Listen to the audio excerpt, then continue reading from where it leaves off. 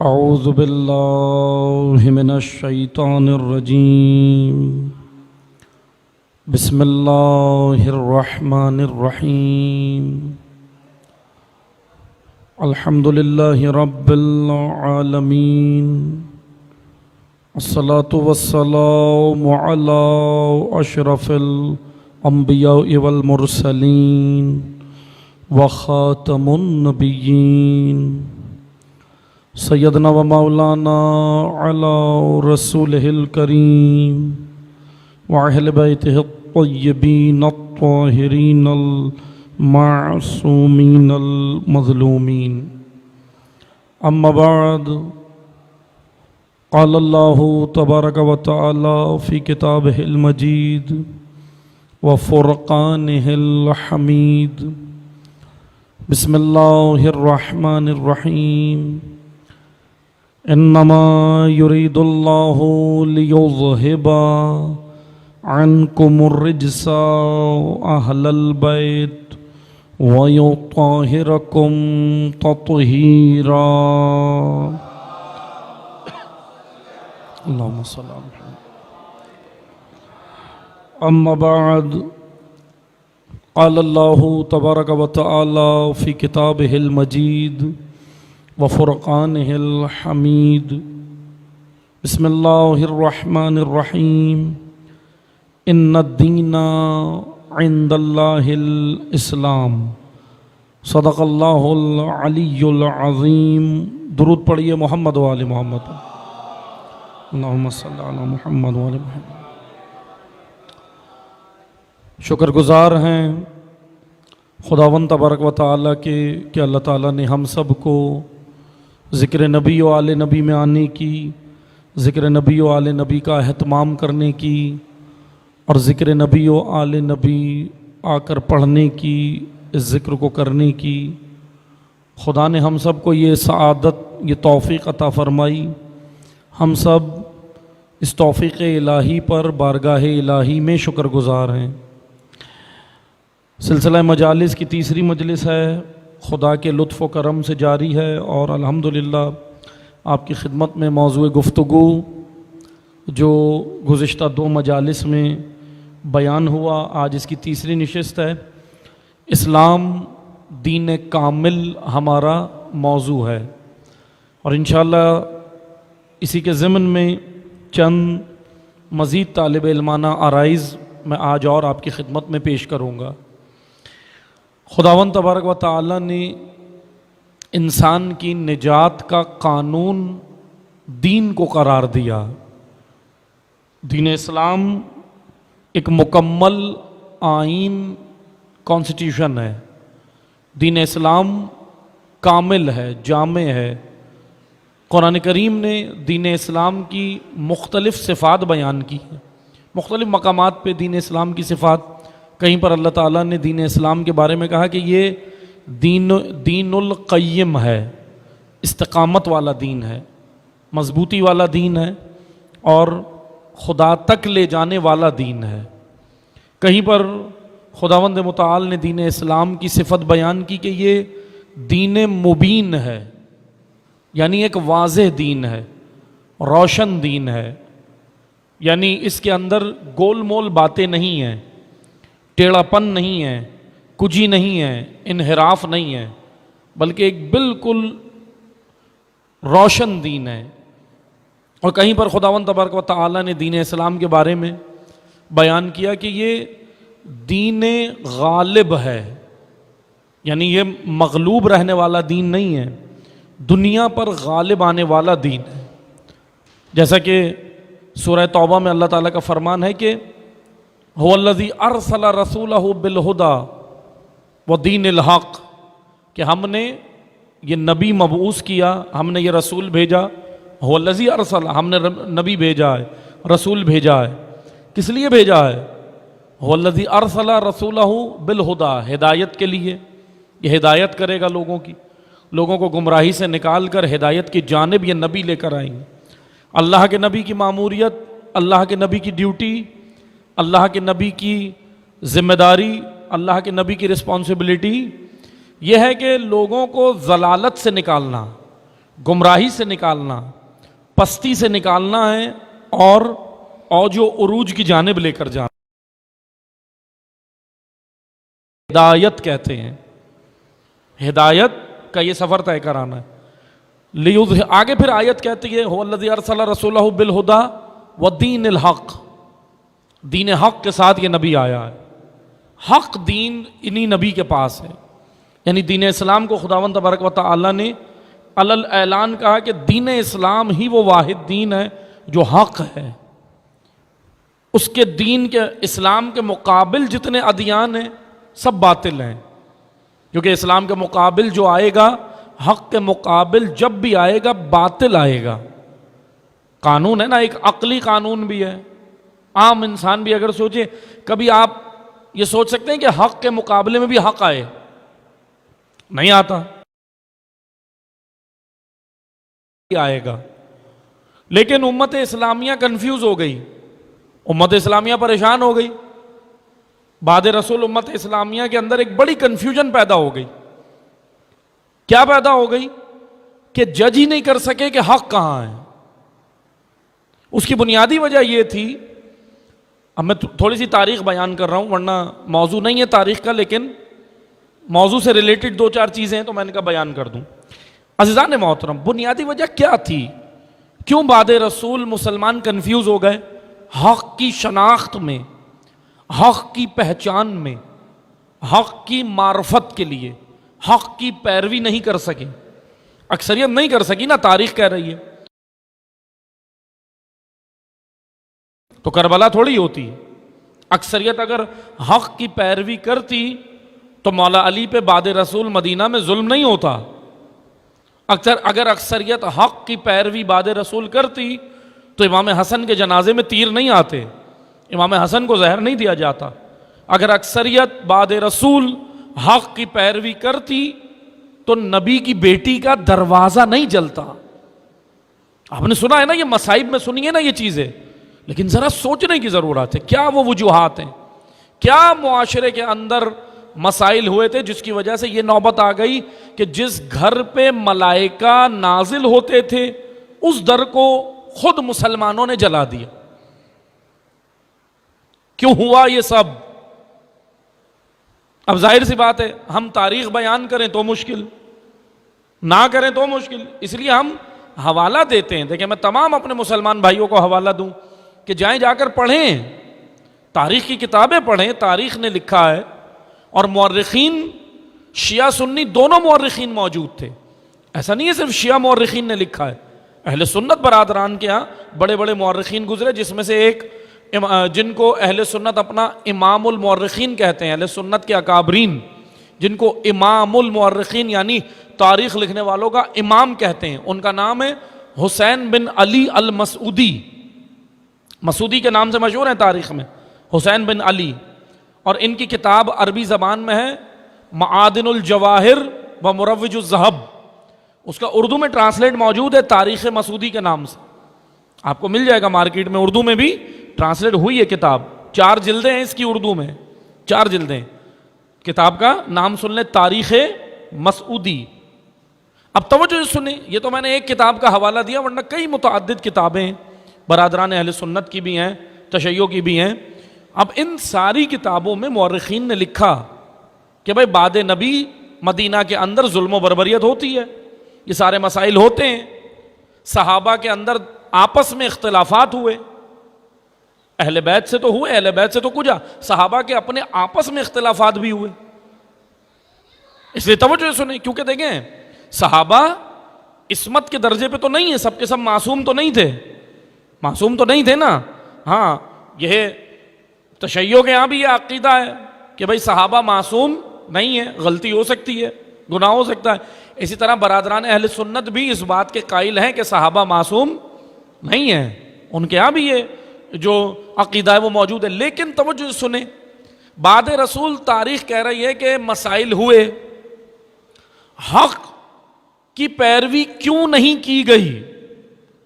اگر یہ بنیادی وجہ ہمیں سمجھ آ گئی تو سمجھے آج بھی ہم حق کو اگر پہچانتے ہوں گے، اور اگر وہی سبب یا وہی زنجیریں ہمارے پاؤں میں ہوں گی جو تاریخ میں لوگوں کے رہی. تو خدا نہ خواستہ ایسا نہ ہو ہم حق کو تو پہچان رہے ہوں مگر پھر بھی پیچھے نہیں آئیں گے. کیونکہ تاریخ، معذرت کے ساتھ دیکھیں، ہم سمجھتے ہیں کہ تاریخ کسی کو چڑھانے کے لیے نہیں ہے، تاریخ کسی کو تپانے کے لیے نہیں ہے، تاریخ عبرت کے لیے ہے. نہج البلاغہ میں مولا علی امیر المومنین علی ابن ابی طالب علیہ الصلوۃ والسلام، اللہم صلی علی محمد یا علی، امیر کائنات کا فرمان ہے کہ تاریخ، گزشتہ قوموں کی تاریخ کس لیے ہے. مولا نے 2 جملوں میں خوبصورت مقصد بیان کر دیا تاریخ کا. مولا نے کہا کہ یہ جو گزشتہ عبرت ہے، عبرت، اس لیے ہم معذرت کے ساتھ خوش، بلکہ تاریخ عبرت کے لیے ہے. تاریخ ہمیں پتہ چلے کہ ہوا کیا ہے، کیا نہیں، کیا ہوا، کیوں ہوا، کیسے لوگ حق سے دور ہوئے، کیا پاؤں میں زنجیریں آ گئیں. اچھا توجہ سنیں، یہ نبی جو آئے ہیں، اللہ کے رسول آئے ہیں، کیا لے کر آئے ہیں؟ سورہ توبہ کی آیت کیا کہہ رہی ہے؟ دین الحق، حق دین لے کر آئے. لیکن پھر کیا ہوا بعد رسول؟ اس دین حق سے لوگوں نے دوری اختیار کی، پیچھے ہو گئے، پلٹے. تاریخ کہہ رہی ہے. اچھا اتنی دوری اختیار کی کہ کربلا جیسا واقعہ رونما ہوا. کربلا وبا ہونے کی بنیادی وجہ عوام الناس کا حق سے دوری تھی. دوری 2 صورتوں میں ہوتی ہے. اب توجہ سنیے گا، میں تاریخ کے وہ اسباب بیان کر رہا ہوں. حق سے دوری 2 طرح کی ہوتی ہیں. ایک دوری یہ ہے کہ حق کو پہچانتا ہی نہیں ہے، وہ بھی حق سے دور ہے. اور بعض وہ افراد جو حق کی معرفت رکھتے ہیں لیکن پیروی حق اور اطاعت حق نہیں کرتے، وہ بھی دور ہیں. یہ دونوں دور ہیں. اچھا ممکن ہے، عین ممکن ہے، اس سے زیادہ سوال نہیں ہوگا جسے معرفت ہی نہیں تھی. اس سے زیادہ ہوگا جو معرفت حق رکھتا تھا، شناخت حق تھی، پہچان تھی، آگاہی تھی، علم تھا، پھر حق کے پیچھے نہیں آیا، پھر حق کا ساتھ نہیں دیا. اس سے زیادہ سوال ہوگا. کیوں؟ کیونکہ اس کو پتا تھا، معرفت تھی. اب توجہ سنیں، تاریخ میں یہ 2 طرح کے طبقات موجود ہیں. ایک وہ طبقہ ہے جو حق کو پہچانا نہیں، وہ تھے بے شعور لوگ. بے شعور لوگ. اچھا یہ رہے تاریخ میں. یہاں پیغمبر اکرم کی آنکھ بند ہوئی، حضرت ظاہری طور پہ دنیا سے گئے، رحلت ہوئی 11 ہجری میں حضور کی، سرکار دو عالم دنیا سے گئے. ہوا کیا؟ ادھر امت اسلامیہ میں پھوٹ پڑ گئی، مسائل ہوئے. اب توجہ سنیں، میں زیادہ جزیات میں نہیں جا رہا کیا کیا ہوا، ورنہ پوری ایک تاریخ ہے. بس اتنا سنیں کہ حق جس کو اللہ کے نبی نے معیار قرار دیا تھا، امت نے اس حق کی پیروی نہیں کی. کہاں تھا حق؟ کہاں تھا حق؟ اچھا حق کے مقابلے میں جانتے کیا کام ہوتا ہے؟ اس وقت بھی ہوا، آج بھی ہو رہا ہے. حق کے مقابلے میں لائی جاتی ہیں ہمیشہ شخصیات. شخصیات کا میں ٹرانسلیٹ کروں آج کی زبان میں، سیلیبریٹیز، جن کی فین فالوئنگ ہوتی ہے، جن کی فین فالوئنگ ہوتی ہے، جن کے پیچھے چلنے والے کافی لوگ ہوتے ہیں. اچھا شخصیات کے پیچھے چلنے والے ضروری نہیں کہ عاقل لوگ ہوں، معرفت رکھنے والے ہوں. معرفت کے ساتھ نہیں آتے. بہت سارے لوگ اس شخصیت کی کسی بھی ادا کو پسند کرتے ہیں. کوئی کسی کے چہرے کو پسند کر کے پیچھے چلتا ہے، کوئی کسی کی آواز کو، کوئی کسی کی خطابت کو، کوئی کسی کے اور کسی فن کو. کیونکہ فن ہے نا، انسان کے اندر بہت سارے فنون ہیں، فنون کا مالک ہے انسان، اللہ نے رکھے ہیں اس میں. اب توجہ سنیں، وہ اس کے فن کو دیکھ کر بعض اوقات اس کے فالوور بن جاتے ہیں. یہ نہیں سوچتے کہ حق ہے یا نہیں، یا یہ نہیں سوچتے کہ وہ حق پر ہے یا نہیں، بس یہ دیکھتے ہیں کہ وہ اس کے اندر اس کی کسی فن سے متاثر ہو کے اس کے پیچھے آ جاتا. آج نہیں ہے ایسا. کسی کے فن سے، مثلا کوئی بہت اچھا خطیب ہے، فن خطابت ہے اس کے پاس، تو آپ اس کو پسند کرتے ہیں، اس کے پیچھے چلتے ہیں، ٹھیک ہے. اسی طرح اور بہت ساری شخصیت، مثلا کوئی سیاستدان آپ کو پسند ہے، پولیٹیشن، کسی پولیٹیشن کی کوئی ایک جملہ آپ کو پسند آ گیا، بات پسند آ گئی، کوئی اس کا کام پسند آ گیا، آپ اس کے پیچھے ہیں. مثال کے طور پہ آج کے جوانان کسی کرکٹر کے پیچھے، کسی کی بیٹنگ پسند ہے، کسی کی بالنگ پسند ہے، کسی کا کچھ بھی نہیں تو اس کا صرف میدان میں اترنا پسند ہے، ادائیں پسند ہے، چلنے کا انداز پسند ہے نا، جوانان فالو کرتے ہیں. تو توجہ سنیے گا، میں اس وجہ سے یہ ذرا جزیات میں آ رہا ہوں تاکہ ہم کوئی نتیجہ حاصل کر سکیں ان مجلسوں سے، کیونکہ اگر نتیجہ ہم نے حاصل نہیں کیا، رزلٹ نہیں آیا ان مجلسوں سے، تو معذرت کے ساتھ ہم کیا کر رہے ہیں. نتائج بہت ضروری ہیں مجالس سے، نتائج مثبت، اور نتائج سے مراد وجود کی تبدیلی. جب تک ہمارا وجود تبدیل نہیں ہوگا تو مجلسوں کا ہدف پورا نہیں ہوگا، کیونکہ یاد رکھیں، ہاں ہمارا سارا فوکس ہوتا ہے ثواب پہ، کہ بھئی ثواب، ادھر بیٹھو اتنا ثواب، یہ پڑھو اتنا ثواب. بے شک ثواب ملے گا، پریشان نہیں ہوئیے گا. میں ثواب کو کرٹیسائز نہیں کر رہا، میں ثواب پہ تنقید نہیں کر رہا. اللہ نے رکھا ہے، خدا کی حکمت ہے، ثواب آپ کو بہت ملے گا، لیکن ثواب مقصد نہیں ہے. ثواب انعام ہے، اجر ہے، خدا نے دے دیا. مقصد یہ ہے کہ عبادتیں میرے وجود کو تبدیل کریں. یہ عبادتیں، نماز، روزہ، حج، زکوٰۃ، خمس، جہاد، عزاداری، یہ مجھے تبدیل کریں اور مجھے کرتے ہیں. مجھے یہ سفر کرانے کے لیے عزاداری مجھے سفر کرانے کے لیے. امام حسین نے اپنا فریضہ ادا کر دیا، لیکن عزاداری اس لیے کہ میں سفر کر کے، توجہ سنیں، میں آسان زبان میں کہتا ہوں، عزاداری امام وقت جو پردہ غیب میں ہیں ان کو میرے لیول پر لانے کے لیے نہیں ہے. عزاداری مجھے اس قابل بنانے کے لیے ہے کہ میں اپ گریڈ ہو کر امام کے قابل.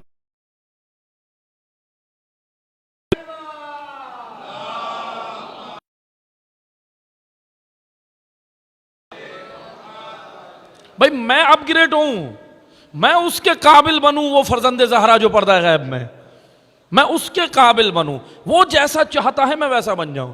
اس لیے توجہ سنیں، اب توجہ سنیں، ہم جو بات کر رہے تھے بیچ میں بات آئی تو اس لیے میں نے کہا کہ چیزیں کرتے چلیں. مثلا آپ فالو کرتے ہیں، کسی کرکٹر کو فالو کرتے ہیں، سیلیبریٹی ہے، کسی سیاستدان کو کرتے ہیں، کسی بھی شخصیت کو آپ کرتے ہیں، تو بعض اوقات ہم شخصیت کو جو فالو کرتے ہیں نا، تو بعض اوقات ہم شروع کر دیتے ہیں اندھی تقلید.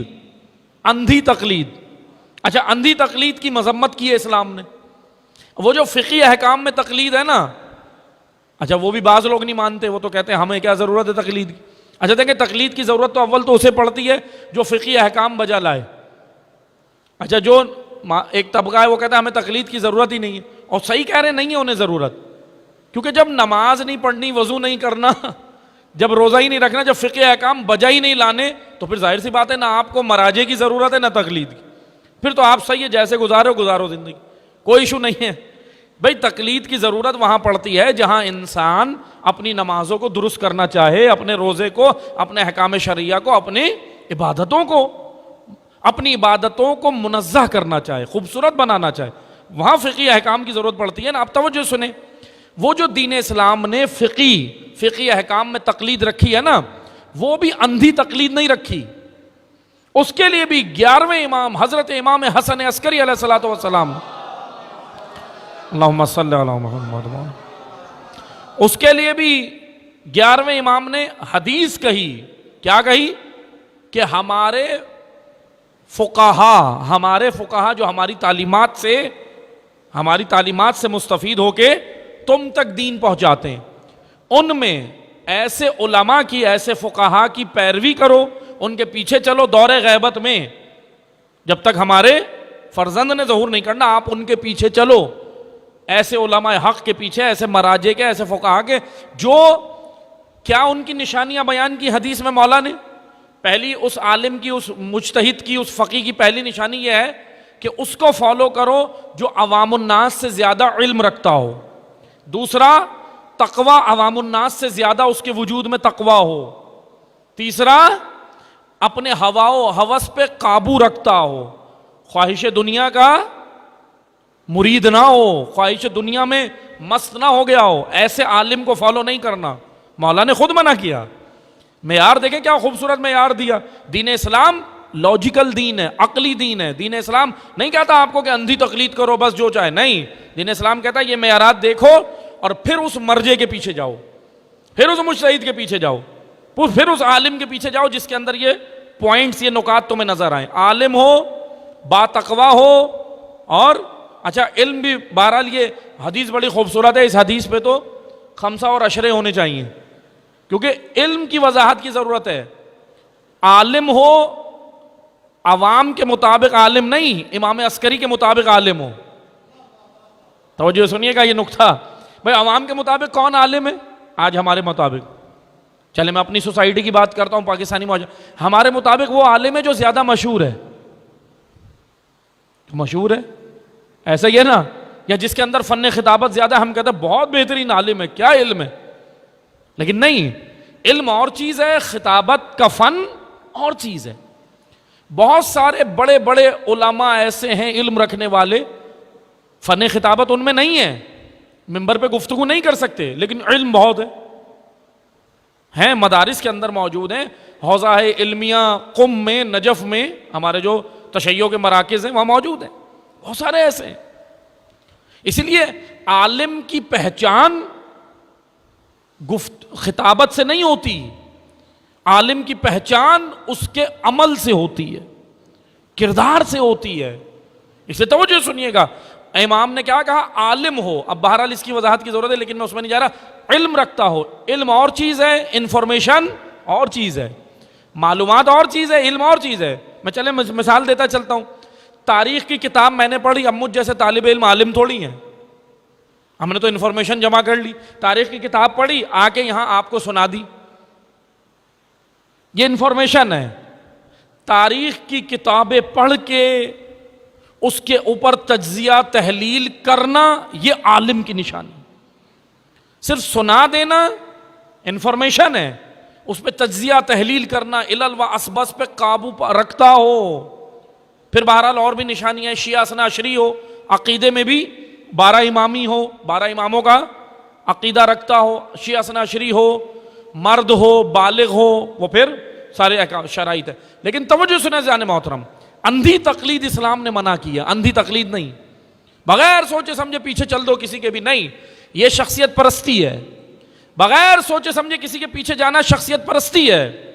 اور معرفت کے ساتھ شخصیت کو دیکھنا کہ شخصیت حق پر ہے یا نہیں، پھر پیچھے چلنا عین دین ہے۔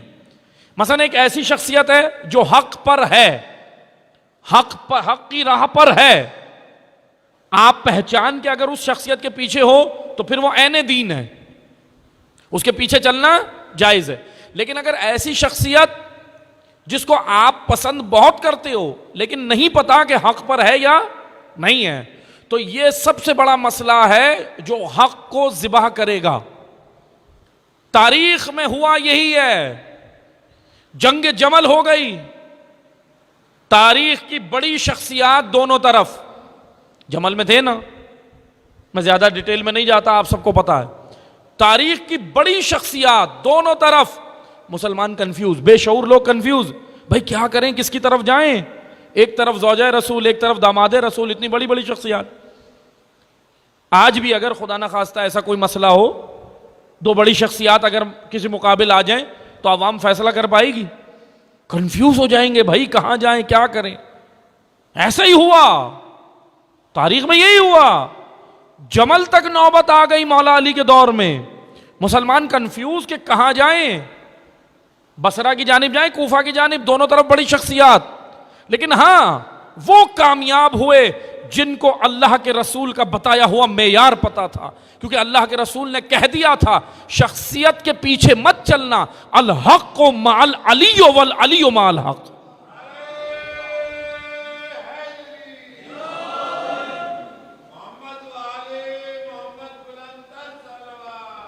اللہم صلی علی محمد۔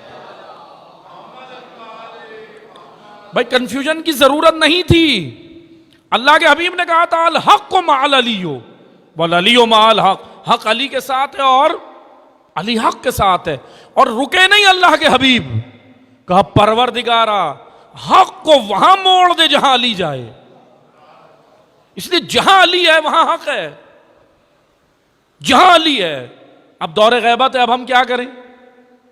اب تو سامنے نہ مولا علی ہے ظاہری طور پہ، نہ امام حسین ہے، نہ باہر میں، وہ بھی پردہ غیب میں. اب کیا کریں؟ کنفیوژن کی ابھی بھی ضرورت نہیں ہے، معیار حق ابھی بھی موجود ہے. یہ دیکھو کہ راہ علی پہ کون سا عالم ہے، کون چل رہا ہے؟ راہ علی. اچھا اب یہ بھی بڑا مشکل ہو گیا، اب تو راہیں بھی مولا علی سے ملتی جلتی بنا لی، کیونکہ اسلام کے اندر سب سے بڑی کنفیوژن یہی ہوئی کہ اسلام سے ملتی جلتی راہیں شیطان نے بنا لی تھی. صحابہ کو اللہ کے رسول نے یہی تو کہا تھا کہ ایک راستہ میرا ہے اور میرے راستوں سے ملتے جلتے جو راستے وہ میرے نہیں ہیں، وہ شیطان کے ہیں. یہاں بصیرت چاہیے. بس عزیزان محترم، یہ رسول حق لے کر آئے، حق کے نفاذ کے لیے آئے، لیکن حق کی پیروی لوگ نہیں کر سکے. ایک بنیادی وجہ کیا تھی حق کی پیروی نہ کرنے کی؟ میں اسباب بتا رہا ہوں، میں آپ کو تاریخ بتا کے نہیں جاؤں گا، صرف اسباب بھی بتانے. پہلی بنیادی وجہ حق کے پیچھے نہ چلنے کی وہ تھی شخصیت پرستی. شخصیت پرستی پہلی وجہ، کہ بڑی بڑی شخصیتوں کو فالو کرنا شروع کر دیا مسلمانوں نے. یہ بھول گئے حدیث کے الحق مع العلی، بھول گئے. غدیر بھول گئے، رسول کا کاندھا بھول گئے، علی کا اعلان ولایت بھولے، بعض بھولے اور بعض کو بھلوایا گیا. شروع کی نسل بھولی نہیں تھی، 11 ہجری کے لوگ بھولے نہیں تھے. آنے والی نسلوں کو بھلایا گیا کہ نہیں جی غدیر میں کچھ نہیں ہوا ایسا. تاریخ چلتی رہی، دور گزرتے رہے، نسلیں اتنا بھلایا غدیر کو کہ حسین ابن علی غدیر بچانے کربلا آئے. غدیر بچانے ہی تو حسین کربلا آئے. کیا بچانے آئے تھے؟ نماز تھی، روزہ تھا، حج تھا، زکوٰۃ تھی، لیکن روح نماز نکل گئی، روح روزہ نکل گیا، روح حج نکل گئی. جب مولا سے پوچھا گیا مولا نماز روزہ حج زکوٰۃ کی روح کیا ہے، تو مولا نے کہا ان احکامات کی روح کو ولایت علی کہتے. ولایت روح ہے، روح. اگر روح ولایت روح نہیں ہوئی عبادتیں کہیں نہیں پہنچاتی.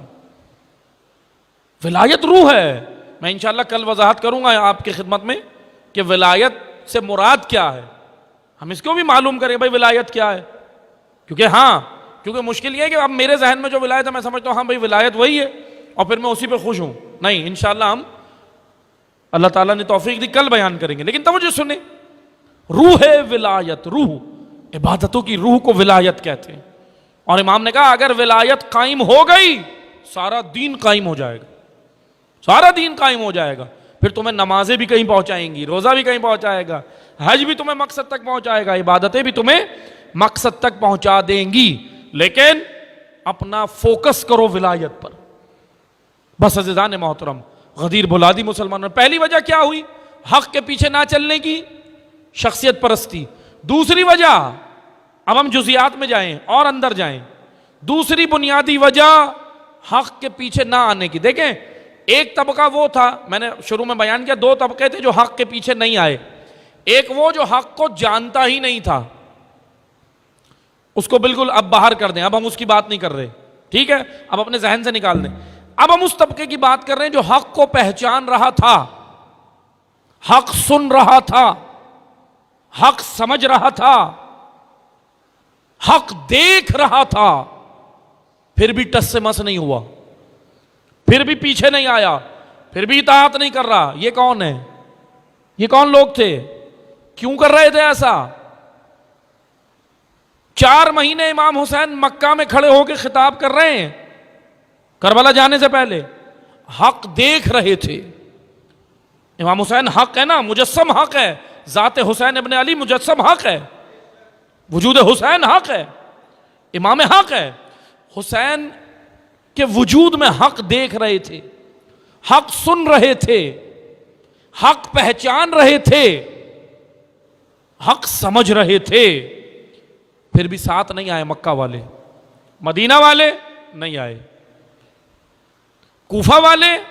اب ہاں دیکھیں ٹھیک ہے کوفہ کی تاریخ ہے، لیکن کوفہ کی اپنی تاریخ اپنی جگہ، کوفہ والوں نے جو کیا یقیناً بڑا جرم ہے، ایک تو ساتھ نہیں دیا اور خاموش بھی رہے، خط بھی لکھا، دھوکہ بھی دیا، کوفہ والے مجرم ہیں۔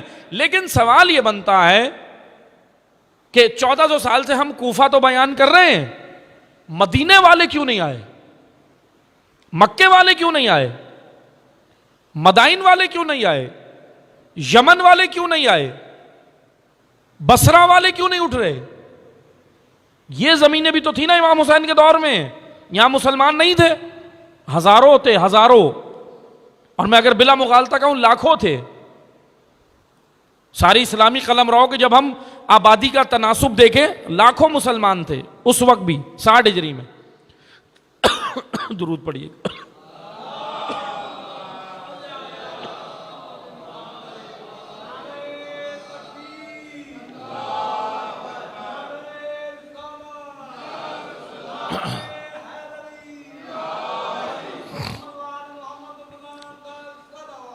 اللہم صلی علی محمد وآل محمد۔ لاکھوں نابیوں، ہزاروں مسلمان تو تھے نا، ہزاروں کی تعداد ہے، تو ہزاروں میں سے کیوں صرف 72 آ رہے ہیں؟ سوچیں اس پر، سوچنے پہ بینڈ لگایا بنو امیہ نے، اللہ کے رسول نے سوچنے پہ بینڈ نہیں لگایا، اللہ کے رسول نے عقلی دین دیا۔ سوچو، غور کرو، غور و فکر کرو، اسلام کہتا ہے غور و فکر کرو۔ لیکن زر پرست لوگوں نے، زن پرست لوگوں نے، اقتدار پرست لوگوں نے سوچنے پہ بینڈ لگا دیا، سوچو ہی نہیں، بس چپ رہو، بس ہو گیا جی ہو گیا، کربلا ہو گئی، 72 آنے تھے 72 آ گئے، بس اب ہمیں کیا کرنا ہے؟ جو نہیں آئے بھائی نہیں آئے، ہمیں کیا کرنا ہے؟ ہم کوئی نہیں ہوتے، نہیں، سوچنا ہے، غور کرنا ہے، عبرت حاصل کرنی ہے۔ دین اسلام کہتا ہے آپ کو کیوں نہیں آ رہے ہزاروں لوگ؟ پہلی وجہ میں بیان کر چکا ہوں، شخصیت پرستی یہ بھی تھی کہ اپنے اپنے قبیلے کے سردار کو فالو کرتے تھے۔ قبائلی سسٹم تھا، مکہ میں بھی تھا، مدینہ میں بھی تھا، کوفہ میں بھی تھا، بصرہ میں بھی تھا، قبائلی سسٹم تھا۔ اپنے اپنے قبیلے کی سردار، اس وقت جو قبیلے کا سردار ہوتا تھا وہ اس وقت کی سیلیبریٹی تھا، آج کی جیسے سیلیبریٹیز ہیں نا بڑی شخصیات، ایسے وہ تھا، اپنے اپنے قبیلے کے سردار کو فالو کرتے تھے۔ لیکن اب وہ یہ دیکھ رہے تھے بھئی ہمارے قبیلے کا سردار جا رہا ہے یا نہیں، سردار خاموش، عوام بھی خاموش، پورا قبیلہ خاموش۔ ایک وجہ یہ تھی شخصیت پرستی۔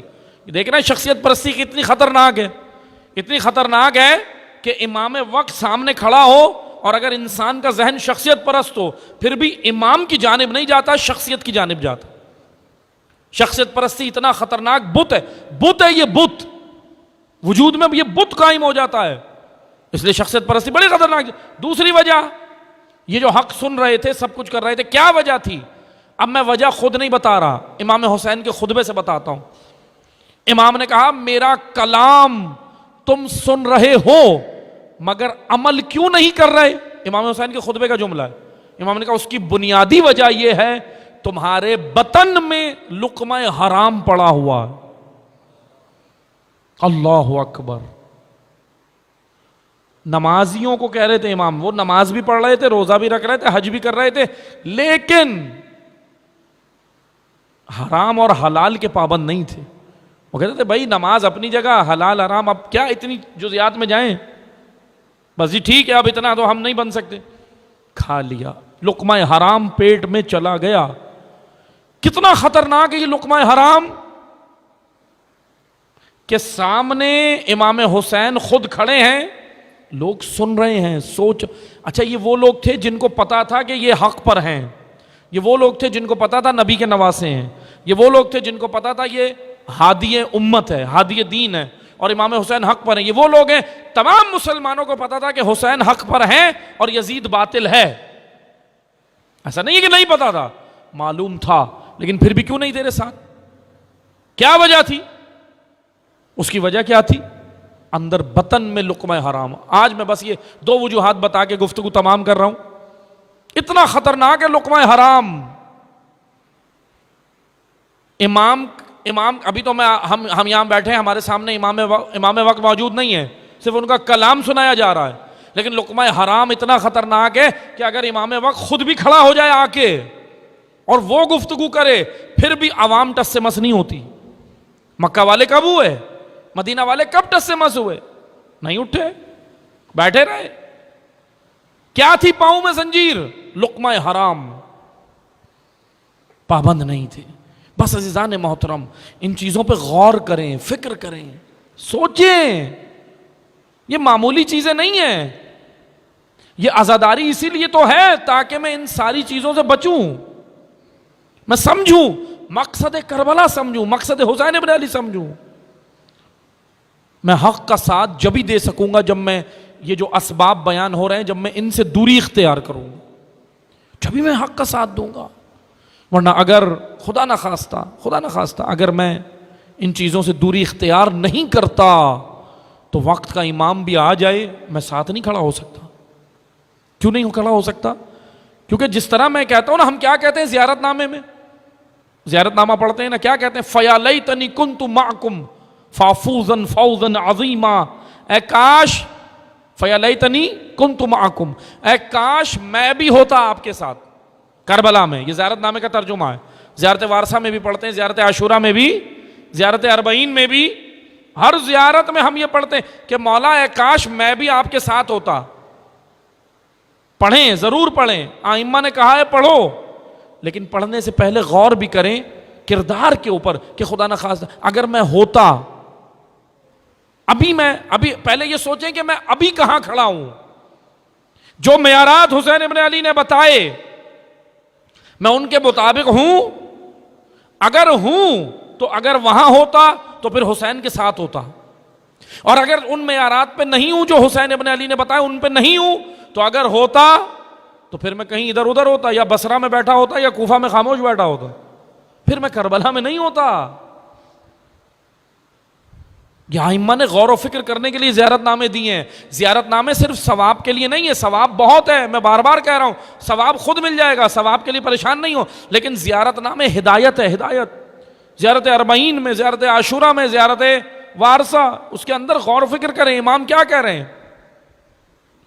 زیارت اربعین میں امام حسین کے بارے میں جملہ، خوبصورت جملہ، کیا کہہ رہے ہیں امام؟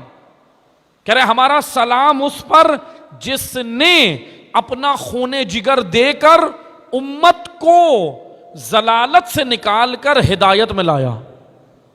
وہ حسین ابن علی جس پر ہمارا سلام، وہ کربلا والے جن پر ہمارا سلام، جنہوں نے ضلالت سے نکالا، جہالت سے نکالا. لیکن آسان نہیں ہے یہ سفر. حسین ابن علی نے قوم کو جہالت اور ضلالت سے نکالنے کے لیے محجہ دیا ہے. محجہ سنیں، عربی زبان کا جملہ امام حسین نے اپنے خطبے میں بھی کہا تھا محجہ، اور زیارت اربعین میں بھی یہ لفظ استعمال ہوا ہے محجہ. محجہ عربی زبان میں کہتے ہیں خون جگر دینے کو. امام حسین نے اس راہ میں اپنا خون جگر دیا ہے. اچھا، خون جگر شہید ہونے کو نہیں کہتے، یہ بھی یاد رکھیں. شہید ہونے کو، مر جانے کو خون جگر نہیں کہتے. خون جگر زندہ رہ کے دینا ہوتا ہے.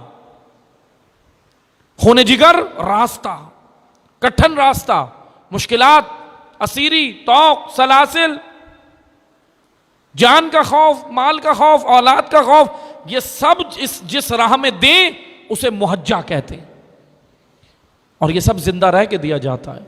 لیکن یہ محجہ حسین نے دیا، راہ خدا میں دیا.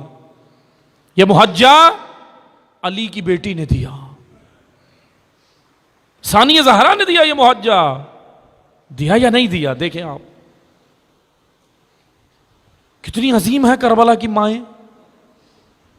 دیکھیں عصر عاشور جب سب شہید ہو گئے، یہ جو شہادت تک کا راستہ ہے یہ خود ایک محجہ ہے نا. بھائی کو 70 قدم کے فاصلے سے ذبح ہوتے دیکھنا محجہ ہے. محجہ ہے کسی بہن کا ایسا جگر؟ ہمارا سلام ہے علی کی بیٹی پر. ہے کسی بہن کا ایسا جگر؟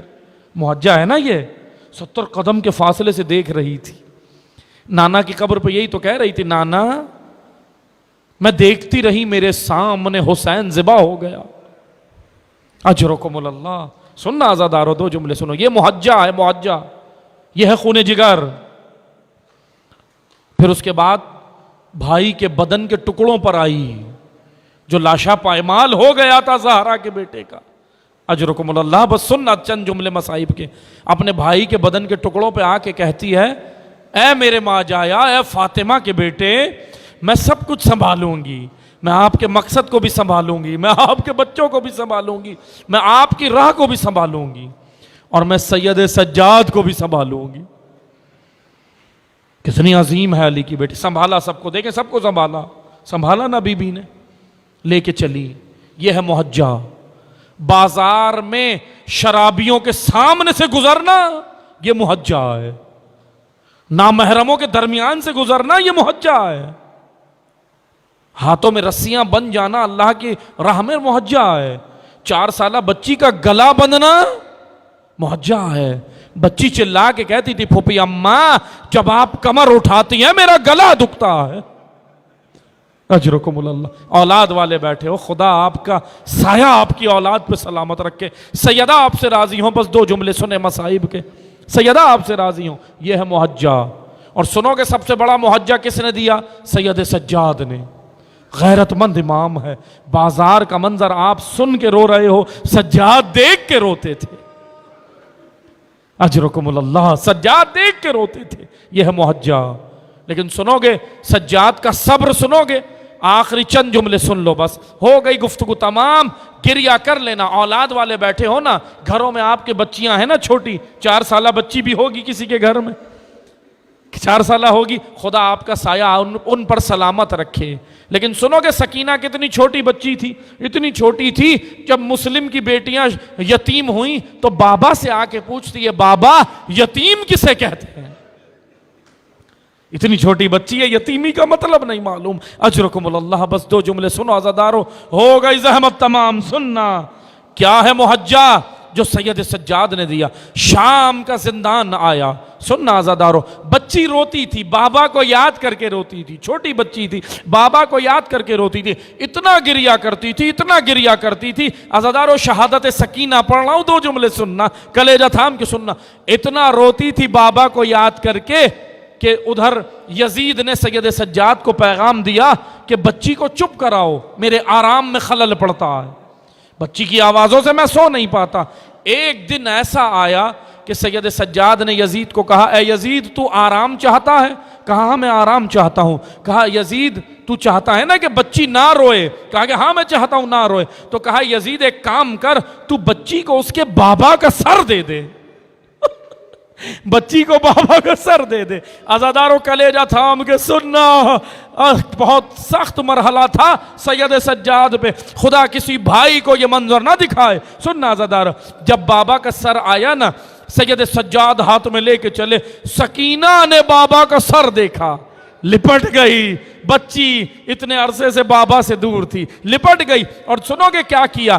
روایت میں ہے اپنے ننھے ننھے رخساروں کو حسین کے رخساروں پہ رکھا اور کہتی ہے بابا کوفہ، کربلا سے کوفہ، کوفہ سے شام میرے تماچے مارے گئے. بابا میری بالیوں کو کھینچ لیا گیا، میرے کانوں سے لہو بہا. بس عزادارو سننا، رخسار پہ رخسار رکھ کے اتنا روئی کہ ایک لہجے کے لیے بچی خاموش ہوئی. سجاد نے کہا پھوپھی اماں انا للہ و انا الیہ راجعون. پھوپھی اماں بابا کی امانت گزر گئی، سکینہ گزر گئی.